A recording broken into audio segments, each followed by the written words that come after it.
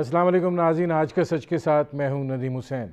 आज Pakistan stock exchange पर दहशत गर्दों का हमला जो है उसको नाकाम बना दिया गया।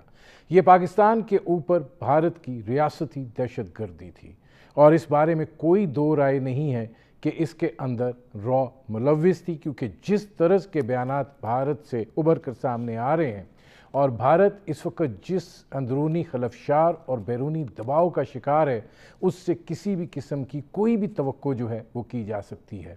लेकिन आज के हमले से एक बात जो है वो वाज़ेह हुई कि हम हर तरह की हंगामी सूरत हाल से निपटने के लिए इतने मौसर अंदाज में तैयार हैं कि ये सारी दहशत गर्दाना कार्रवाई को 8 मिनट में नाकामी से दो चार कर दिया गया।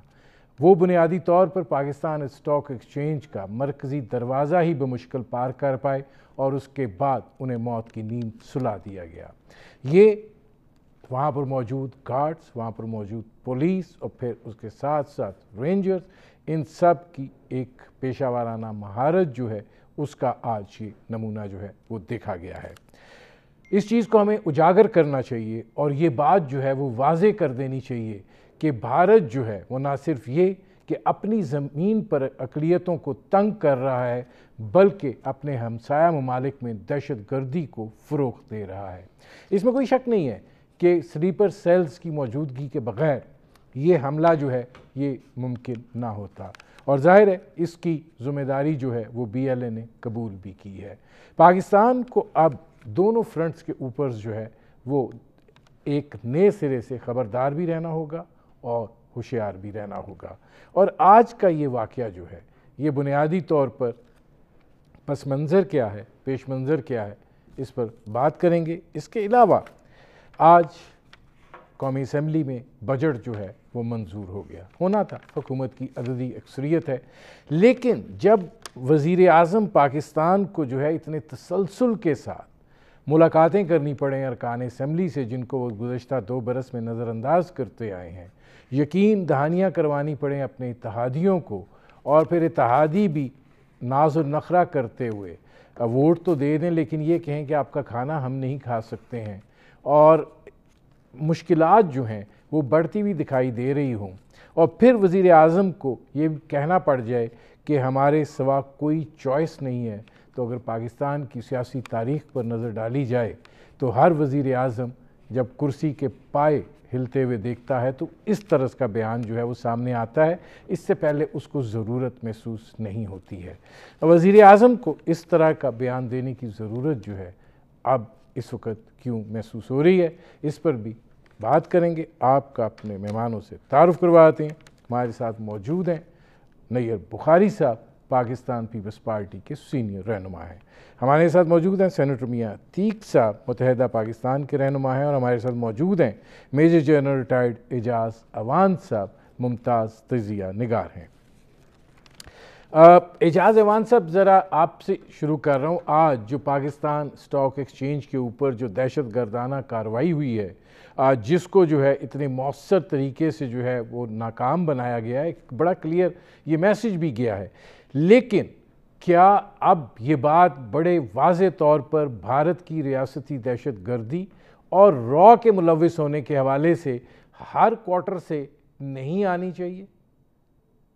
Thank you very much Nadeem भाई। देखिए, बात यह है कि रॉ का मुलव्विस होना हमेशा से रहा है, और जिस दिन हमने कुलभूषण यादव को अरेस्ट किया था, उसको अपनी कस्टडी में लिया था और उसने जो इंकशाफात किए थे, उसके बाद तो कोई और, जिसे हम कहते हैं, it was a smoking gun.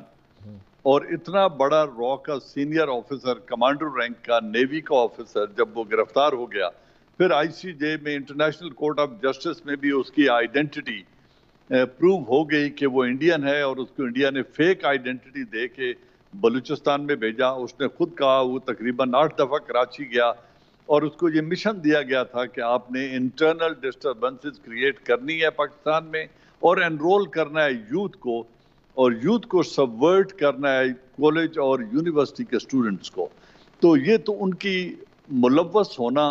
दूसरा, उसको जो स्टैंप करता है, जब लाल किले में नरेंद्र मोदी ने खड़े होकर अपने नेशनल डे 15 अगस्त को खिताब करते हुए जब ये कहा था کہ میرے ساتھ بلوچستان اور گلگت بلتستان سے لوگ رابطے میں ہیں اور وہ مجھے مدد کے لیے پکار رہے ہیں، اور میں ان کا احسان ماندوں کیونکہ وہ مجھ پر نہیں، ہندوستان کی 14 لاکھ افواج پر بھروسہ کرتے ہیں۔ تو یہ ایک اعلان تھا کہ ہم انٹرنل افیئرز میں انوالو ہیں، رہیں گے، اور یہی کچھ ہے جو انہوں نے آج کیا ہے۔ تو میں مبارکباد دیتا ہوں اور خراج تحسین پیش کرتا ہوں ان سیکیورٹی گارڈز کو جو اسٹاک ایکسچینج کے سیکیورٹی گارڈز اور پولیس والے تھے وہاں، جنہوں نے 8 منٹ میں چاروں دہشت گردوں کو واصل جہنم کیا، اپنی جانوں کی قربانی بھی دی۔ باقی جو ریسپانس تھا رینجرز کا اور باقی سیکیورٹی ایجنسیز کا، وہ بھی قابل سب ستائش ہے کہ وہ پہنچے اور انہوں نے پہنچ کر پورے ایریا کو کارڈن آف کر کے مزید سرچ کر لی اور ایویڈنس ہمارے ہاتھ لگ گئی۔ اب اس کے اوپر جتنی بات کی جائے اس کا کوئی فائدہ نہیں، اب اس کا ریسپانس آنا چاہیے۔ اور انہوں نے جو کلیم کیا ریسپانسبلٹی، اس میں ہمیشہ ایک ہوتا ہے ایشو کہ بعض اوقات یہ اٹینشن ڈائیورٹ کرنے کے لیے، مس گائیڈ کرنے کے لیے کرتا کوئی اور ہے، اور کسی دور دراز جو آرگنائزیشن ہے اس پر الزام لگا دیا جاتا ہے، اور کبھی وہ خود بھی کلیم کر سکتے ہیں۔ تو یقیناً ہو سکتا ہے کہ بی ایل اے انوالو ہو یا کوئی اور انوالو ہو، لیکن ایک دہشت گردی کی کارروائی ہوئی ضرور ہے اور اس کا بفٹنگ ریسپانس جانا چاہیے۔ اچھا نیئر بخاری صاحب، یہ فرمائیے گا کہ بی ایل اے نے یہ ذمہ داری جو ہے وہ قبول کی ہے، اب آپ کیا سمجھتے ہیں کہ ایک اس کا ظاہر ہے وہ پہلو ہے جس کو ہم سیکیورٹی پہلو کہہ سکتے ہیں، ایک اس کا پولیٹیکل پہلو بھی ہے۔ اب یہ بلوچستان کے اندر جو بھارت کا کردار ہے، مطلب ہمارے ان کے ملک میں کوئی کارروائی ہوتی ہے وہ پوری دنیا کے اندر جو ہے وہ ڈھنڈورا لے کے پیٹنا شروع کر دیتے ہیں۔ ہم ایک تسلسل کے ساتھ بھارت کی اس مداخلت کا شکار ہیں۔ کیا اب ہر چیز جو ہے اس کو بین الاقوامی سطح پہ لے جانے کی ضرورت نہیں ہے کہ بھارت جو ہے ایک ریاستی دہشت گرد ملک ہے؟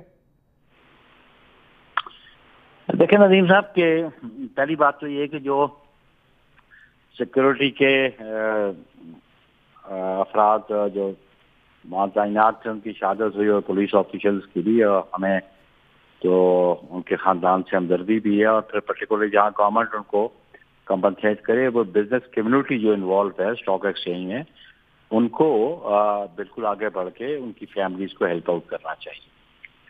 سیکنڈلی بڑا کوئک ریسپانس تھا ان کا، بڑی ایفیشنسی تھی ان کی، کہ 8 منٹ سے سارا کنکلوڈ ہو گیا اور چاروں کو چاروں دہشت گرد مارے گئے۔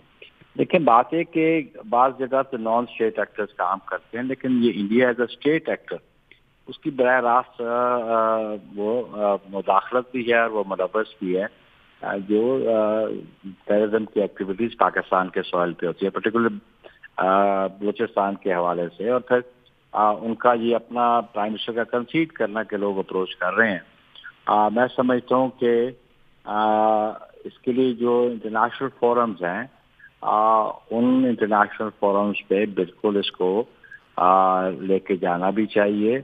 اور میں سمجھتا ہوں کہ یہ کافی نہیں ہے کہ خالی آپ نے سے فار ایگزامپل لاسٹ 5 اگست کو جو ان کا ڈیکلیریشن تھا ریگارڈنگ کشمیر، تو ہم بڑے ایکسائٹیڈ تھے کہ ہم نے اس ایشو کو ریز کر دیا یونائٹڈ نیشنز میں، ہم نے تقریر کر لی، لیکن اس کی فروٹس تو بھی آپ کو نہیں ملے، یا اس کی کوئی فردر پروگرس بھی نہیں ہوئی۔ تو کانسٹنٹلی آپ کو یہ اسٹرائک کرنا پڑے گا انٹرنیشنل فورمز پہ، اور انڈیا کو جہاں جہاں وہ ملوث ہے، جہاں پہ ہیومن رائٹس وائلیشن کشمیر میں ہوتی ہیں، اور پرٹیکولرلی پاکستان کو تو ان کی جو لیڈرشپ ہے انہوں نے تو کبھی اس کو مینٹلی ایکسیپٹ ہی نہیں کیا، اور وہ اس کی ہر دفعہ کوشش رہتی ہے کہ پاکستان کو کسی نہ کسی طریقے سے کمزور کیا جائے۔ اب دیکھیں یہ اکنامک ایکٹیویٹی کا ہب کراچی ہے، اور اس کراچی میں بھی اسٹاک ایکسچینج جو ہے جو مین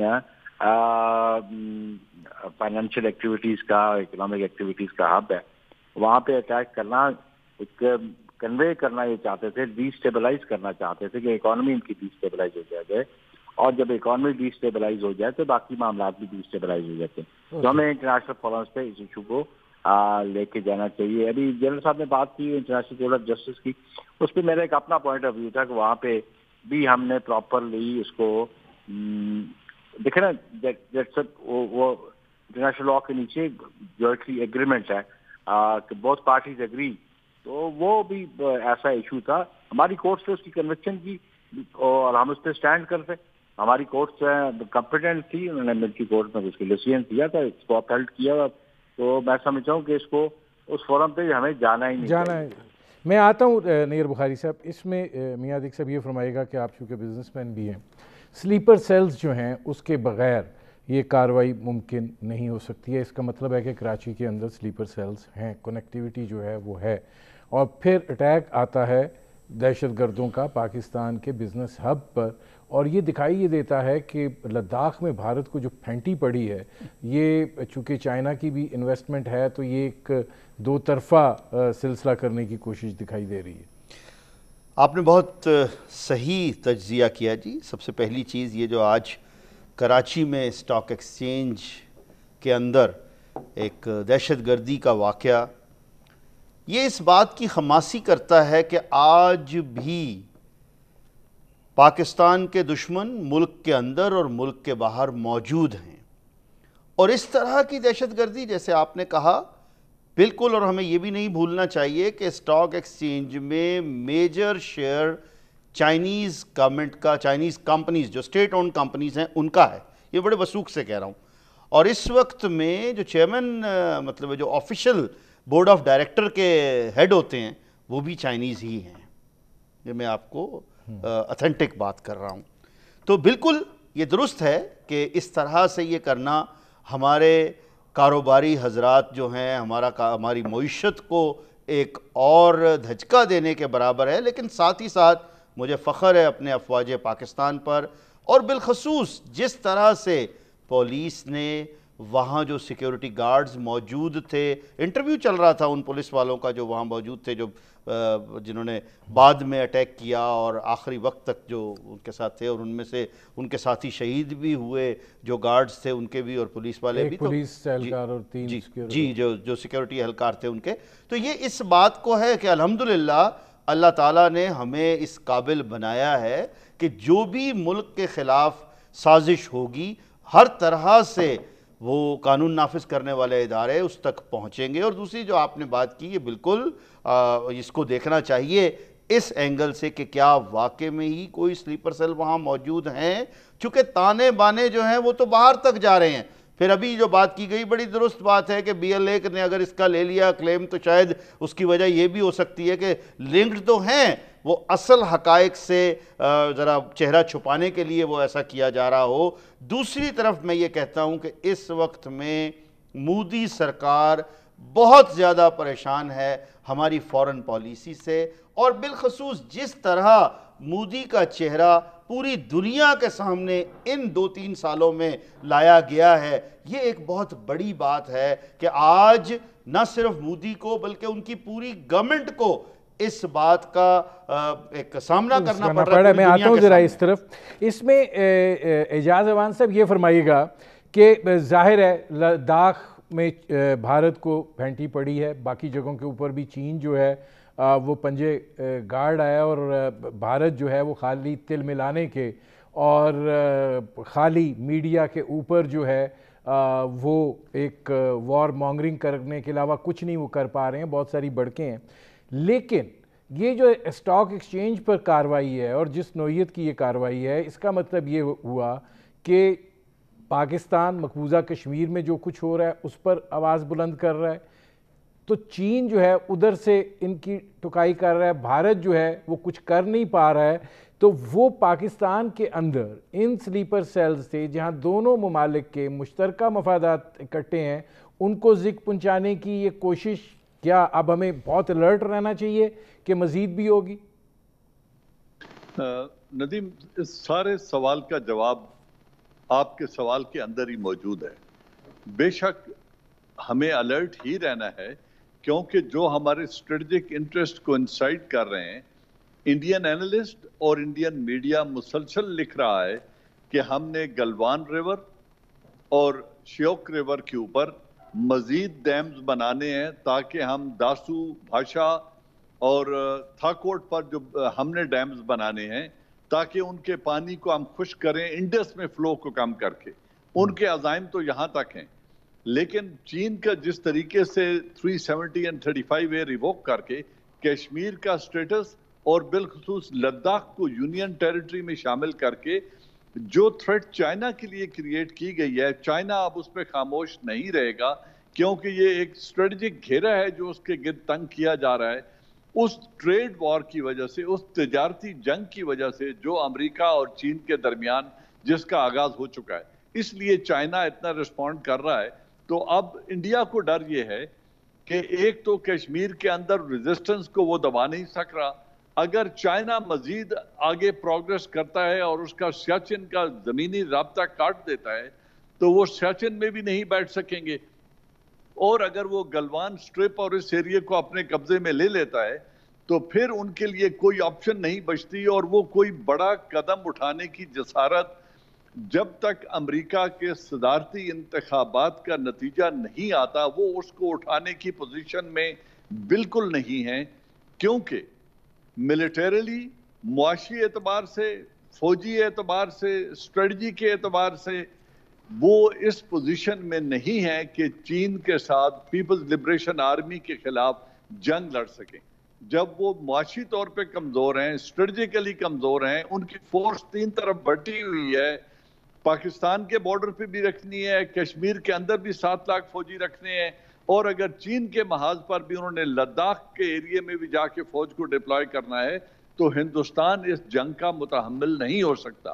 اس لیے انہوں نے یہ جو وار ہے مشترکہ ایسٹس پر، مشترکہ اسٹریٹجک ایسٹ، مشترکہ معاشی کنسرنز اور جو کوئنسائڈ کر رہے ہیں ہمارے انٹرسٹ چائنا اور پاکستان پہ، ان پر حملہ آور ہونے کی کوشش کی ہے۔ اس میں مزید اضافہ ہوگا، اس میں مزید وہ ٹارگیٹنگ کریں گے، ہمیں الرٹ رہنے کی بھی ضرورت ہے، لیکن اس کا بفٹنگ ریسپانس بھی جانا چاہیے۔ جب تک میں جنرل صاحب آتا ہوں کہ وہ نہیں نکالیں گے اس وقت تک ہندوستان یہ زبان نہیں سمجھے گا۔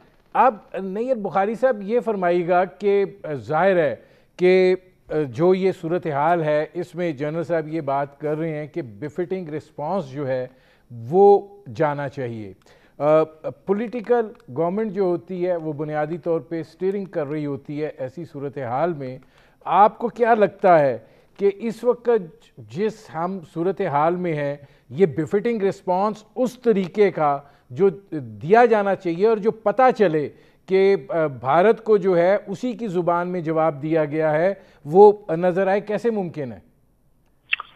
دیکھیں، جو ڈیفنس اسٹریٹجی اوبویسلی جو ہمارے ڈیفنس کے لوگ کنسرن ہوتے ہیں اسٹریٹجی وہ بناتے ہیں اور پھر ڈیسیژنس پولیٹیکل گورنمنٹس لیتی ہیں، اور سنس لاسٹ 70 ایئرس یہ دیکھ لیں ابھی جس انداز سے وہ لائن آف کنٹرول کی وائلیشنز کرتا ہے اور ہماری عام فورسز رسپانس بھی دیتی ہیں، لیکن اس کو زیادہ مؤثر طریقے سے ہم دیں اور ہم اپنے سول سٹیزنز جو ہیں، سویلینز جو ہیں، ان کی پروٹیکشن جہاں ہماری ذمہ داری بنتی ہے، ہماری عام فورسز ان کو پروٹیکٹ بھی کرتی ہے۔ لیکن آپ یہ دیکھیں گے آج بھی میں I was reading some where کہ یہ جو ایکچوئل لائن آف کنٹرول ہے LAC جس کو یہ کہتے ہیں بٹوین چائنا اینڈ انڈیا، اور اس میں بھی ایک ایگریمنٹ ہے کہ فائر آرمز یوز نہیں ہوں گے، تو یہ بھی دیکھا کہ مارشل آرٹس کے لوگ بھی چائنیز نے ڈپلوائے کیے ہوگا، اور یہ جو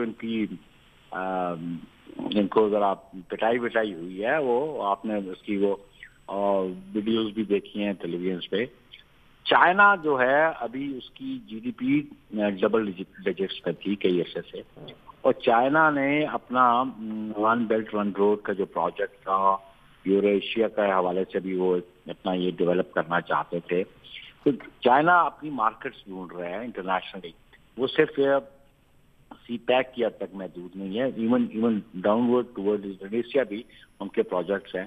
تو جب ان کی اکانومی پہ افیکٹ کرنے کے لیے انڈیا کوئی بھی اقدام اٹھائے گا تو ریٹیلیٹ تو کریں گے، اور ان کی کیپیسٹی بھی ہے ریٹیلیٹ کرنے کی، اور میں سمجھتا ہوں کہ جو ہسٹورک ریلیشنز انڈیا پاکستان کے اور چائنا کے ہیں، اور چائنا کو ہم نے ہمیشہ مشکل وقت میں بھی دیکھا، اور ابھی یہ ان کا یہ پروجیکٹ ہے سی پیک، یہ تو मैं समझे ऐसा प्रोजेक्ट है कि जो पाकिस्तान की स्टेबिलिटी के लिए और इकोनॉमिक्स के लिए, इकॉनमी के लिए बहुत ज़रूरी है। तो इस पे हमें बिल्कुल कोऑर्डिनेशन रखनी चाहिए चाइनीज़ के साथ, और आई होप सो कि हमारा फॉरेन ऑफिस इस पे मैं नीर भाई से बात हूँ, मुझे एक ब्रेक लेना पड़ रहा है। नाज़रीन, हमारी गुफ्तगू जारी है, एक मुख्तसर से कमर्शियल ब्रेक का वक्त हुआ है। मिलते हैं इस वक्फे के बाद।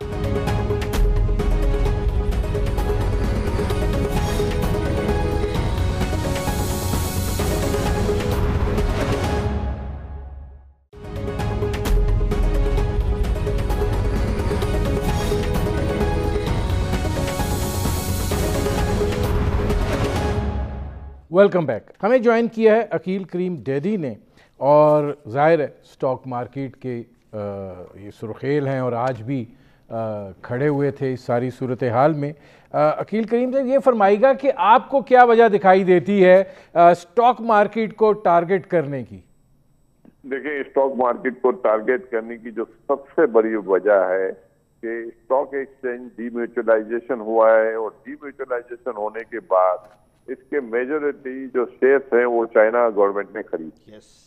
तो चाइना गवर्नमेंट इस वक्त स्टॉक एक्सचेंज की एक्चुअल स्पॉन्सर है, ठीक है। तो अब आप ये देखें कि पिछले दिनों इंडिया को काफी हजीमत उठानी पड़ी थी बॉर्डर के उधर लद्दाख इशू पे, ठीक है।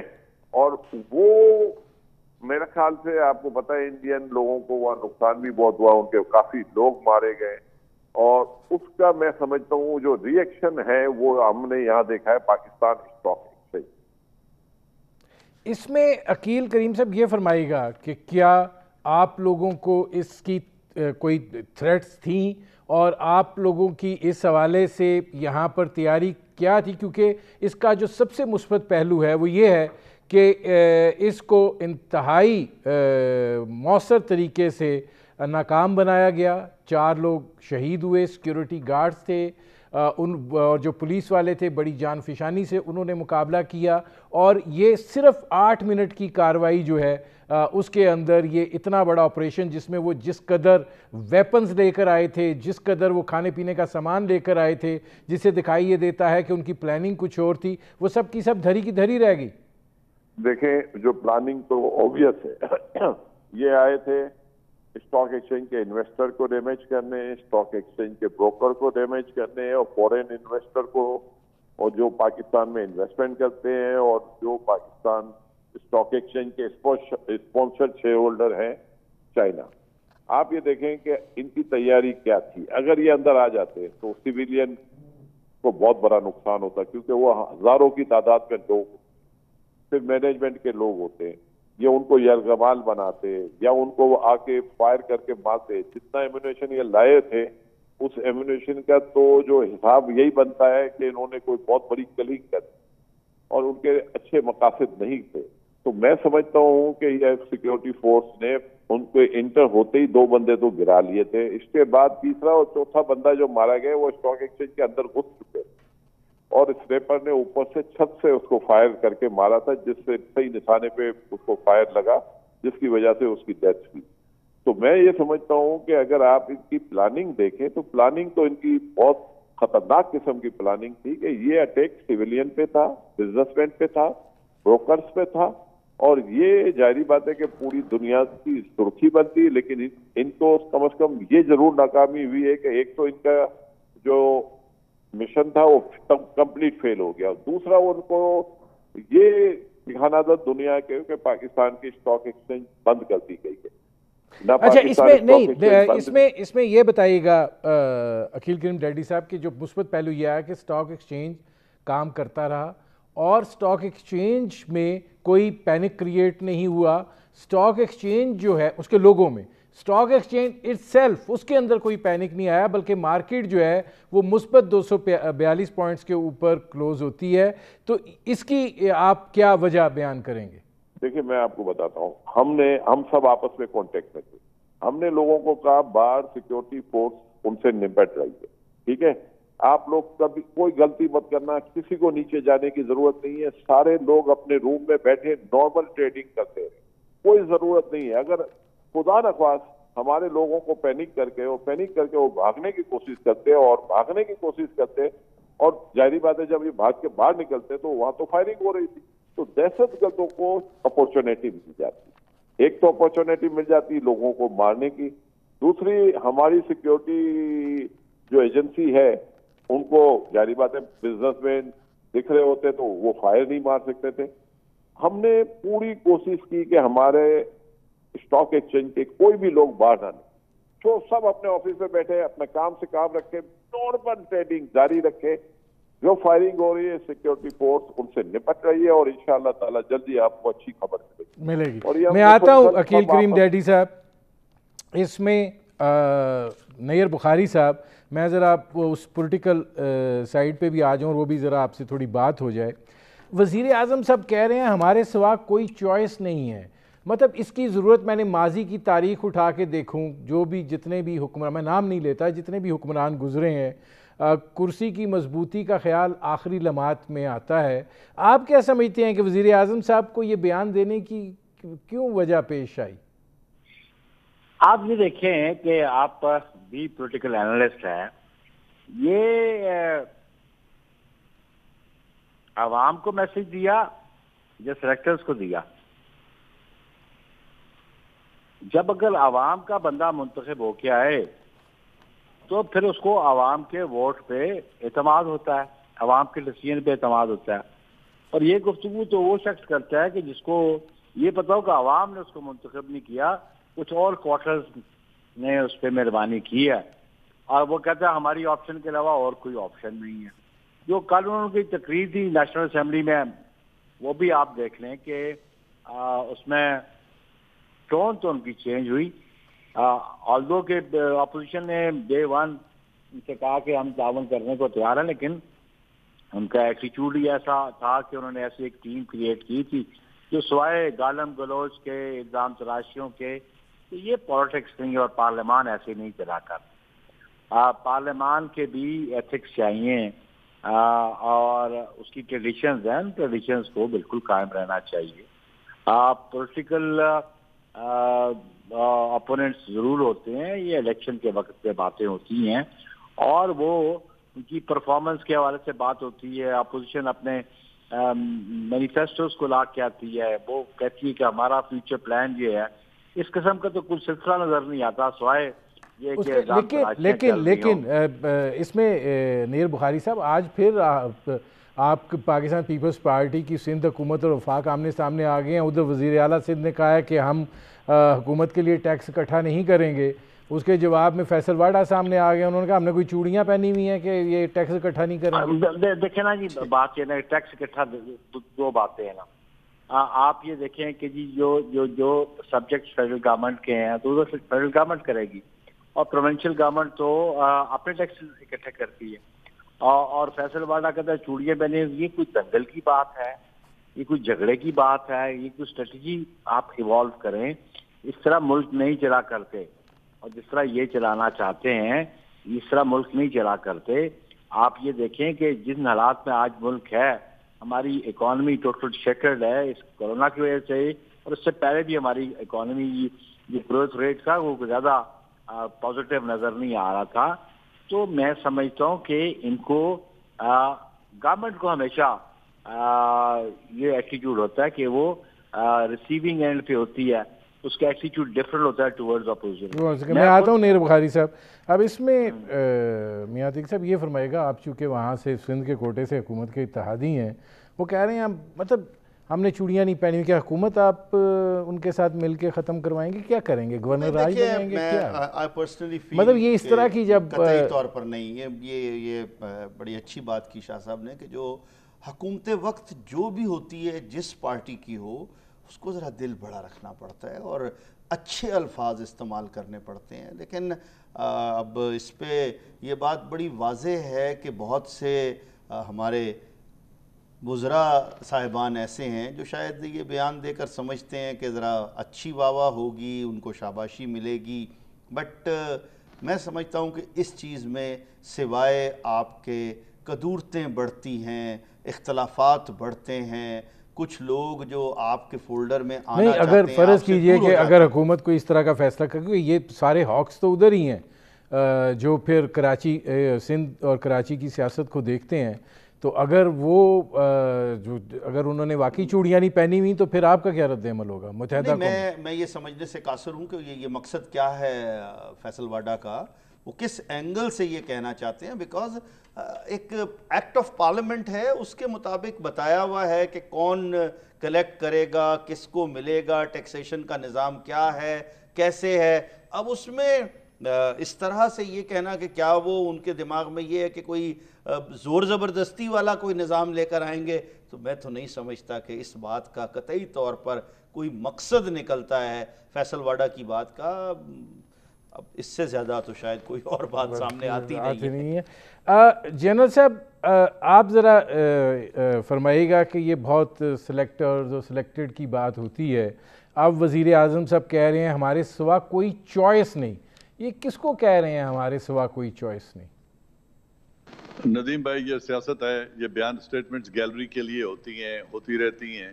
इसका जवाब तो मुख्तसरन ये है कि आगे आती थी हाले दिल पे हंसी, अब किसी बात पर नहीं आती।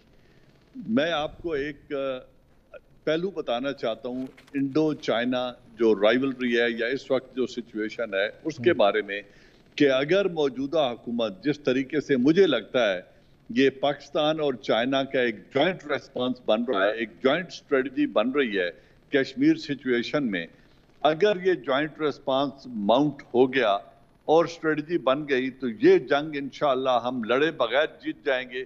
और ये मौजूदा हुकूमत की बहुत बड़ी फतेह होगी कि अगर चाइना थोड़ा आगे बढ़ता है और हम सियाचिन खाली करवा लेते हैं और जो 370 और 35A को नए सिरे से इन्वोक करवा लें तो ये बहुत बड़ी कामयाबी होगी। और इसके वाज़े इम्कानात मौजूद हैं। अगर चाइना और पाकिस्तान ने मिलकर ये कदम उठाया है और मिलकर खड़े रहे तो दुनिया की कोई ताकत इंशाअल्लाह इनको पीछे धकेल नहीं सकती और ये एक बहुत बड़ी कामयाबी होगी।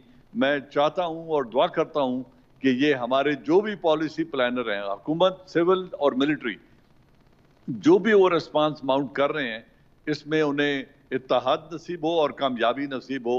मुझे इसमें कुछ अच्छी उम्मीद नज़र आती है।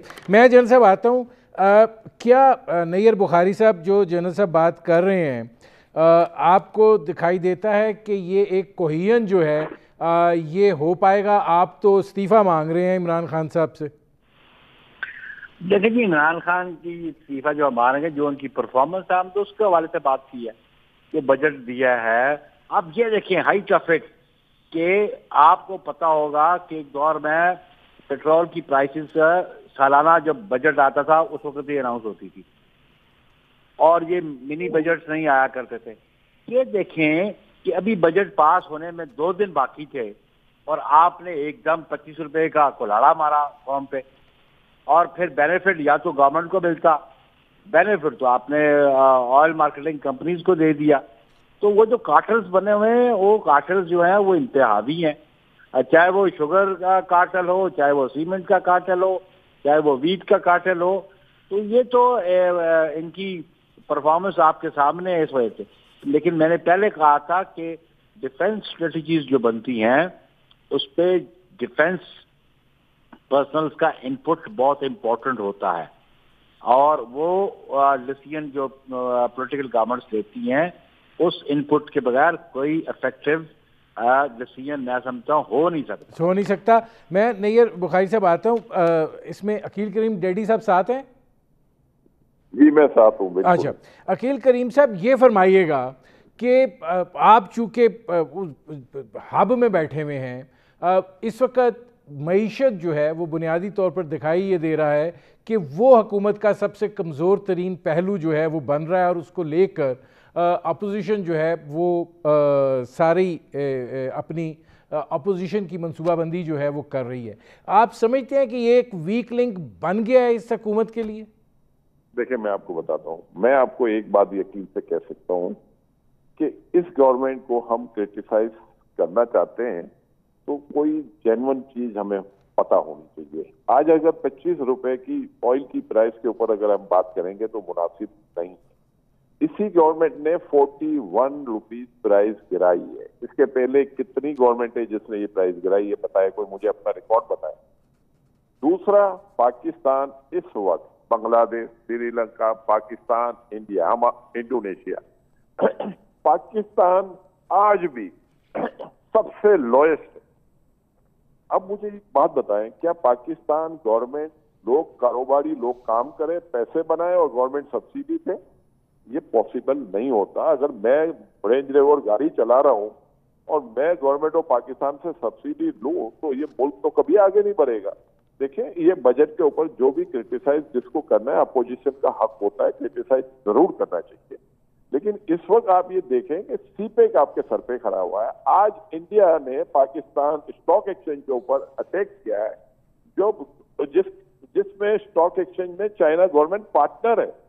आप सिर्फ यकजहती दिखाएं, और आप छोटी सी यकजहती जो हम लोगों ने दिखाई है, अगर ब्रोकर भागना शुरू कर देते, पैनिक करते, स्टॉक बंद करते, तो ये दहशतगर्द कामयाब हो जाते। अवाम ने सपोर्ट किया सिक्योरिटी एजेंसी को, जिसकी वजह से हम कामयाब हुए। पार्लियामेंटेरियन की भी जिम्मेदारी बनती है। पीपल्स पार्टी ने 5 साल पूरी हुकूमत की है, उन पे भी इलीगेशन थे, नवाज शरीफ पे भी इलीगेशन थे, 5 साल पूरे किए। अब आ गए पीटीआई, तो उनको गवर्नमेंट करने दें। रोज हम अगर ये कहेंगे कि ये कर दो, वो कर दो, ये हमारे मुल्क के नहीं है। मैं आता हूँ अकील करीम डैडी साहब, मेरी एक बात पहले सुन ले हाजी साहब, 2 मिनट मेरी सुन ले, फिर आप सवाल तोड़ के करेंगे तो आप क्या लोगों को सुनवाएंगे जी। मुझे ये बता दें कि 2018 और 2020 मैं चैलेंज करता हूँ पूरे पाकिस्तान को, पाकिस्तान की इकोनॉमी 18 से बहुत बेहतर कंडीशन में। चले, पाकिस्तान ने हर साल $10 बिलियन की रीपेमेंट की। कौन कहता है कि इकोनॉमी की कंडीशन खराब है? एग्रीकल्चरिस्ट ने सबसे ज्यादा पैसे 2 सालों में बनाए, उसको भी हम क्रिटिसाइज करते हैं। फर्टिलाइजर की GIDC गवर्नमेंट ने कम की, इसके अलावा सब्सिडी दी। तो हमें खुदा के लिए जो बात करनी है फैक्ट एंड फिगर से करनी चाहिए। मुझे बताएं कि कौन सी ऐसी चीज है जो इस वक्त बुरी हो रही है, मुझे कोई ये बता दें। ठीक है, मैं अकील करीम डैडी साहब, मैं जरा इसका जवाब ले लूँ ना। ये जो आपने बात की है जी, इसमें नैयर बुखारी साहब आप एग्री करते हैं जो अकील करीम डैडी साहब ने बात की है कि इस वक्त इकॉनमी जो है वो पिछले सालों से बेहतर है? देखिए जी, इसको ये इनके जुबानी कहने से बात नहीं है, बात फैक्ट एंड फिगर की है। जो इकोनॉमिक रिपोर्ट है श्रीलंका पाकिस्तान में, इसको देख रही है आपकी इकोनॉमी कहाँ कर रही है। पहली बात, दिल्ली साहब ने कहा कि 41 रुपीज रिड्यूस किया रेट। इस कोरोना की वजह से आज $12 का $70 का, $70 का, $90 का बैलेंस था, और चीजें तो वो आ गई थी, और फिर भी वो बेनिफिट था वो पब्लिक को ट्रांसफर नहीं हुआ। तो आप तो बिल्कुल हुकूमत की मददगारी जरूर करें। ये इकोनॉमिक सर्वे को आप देख लें जो पब्लिश किया, उससे आप अपनी इकोनॉमी की सूरत हाल देख लें, आपका GDP ग्रोथ क्या था। मैं लास्ट मिनट है मियां अतीक साहब, आप क्या देख रहे हैं कि हुकूमत इस मुआशी सूरत हाल के तहत जो रद्द-ए-अमल सामने आ रहा है, जो आवाम जिस तरीके से देख रहे हैं, ये मामला चलेंगे इस तरह? देखिए जी, कोशिश हो रही है बिल्कुल, और बेहतरी की तरफ जाने की कोशिश हो रही है। करंट डेफिसिट में आकर अगर देखा जाए तो काफ़ी हद तक बराबरी भी आ गई है। करंट डेफिसिट से तो नहीं खाना ना। देखिए ये तो हाँ। जो आपका तो एंगल है ना, आप जिस तरह भी देखें कि ओवरऑल अगर देखा जाए तो इकॉनमी को एक ड्रैग करके बेहतरी की तरफ लाने की कोशिशें हैं। अब वो किस हद तक कामयाब होती हैं, एंड रिज़ल्ट क्या आता है, ये तो वक्त ही बताएगा। मेरे प्रोग्राम का वक्त ख़त्म हो रहा है। बहुत शुक्रिया सेनेटर मियां अतीक साहब, बहुत शुक्रिया नैयर बुखारी साहब, बहुत शुक्रिया major general retired Ejaz Awan साहब, बहुत शुक्रिया अकील करीम डैडी साहब। नाज़रीन, आपने हमारे पैनल के शुरका की गुफ्तगू सुनी। अब तक के लिए इतना ही, इजाज़त दीजिए। अल्लाह हाफ़िज़।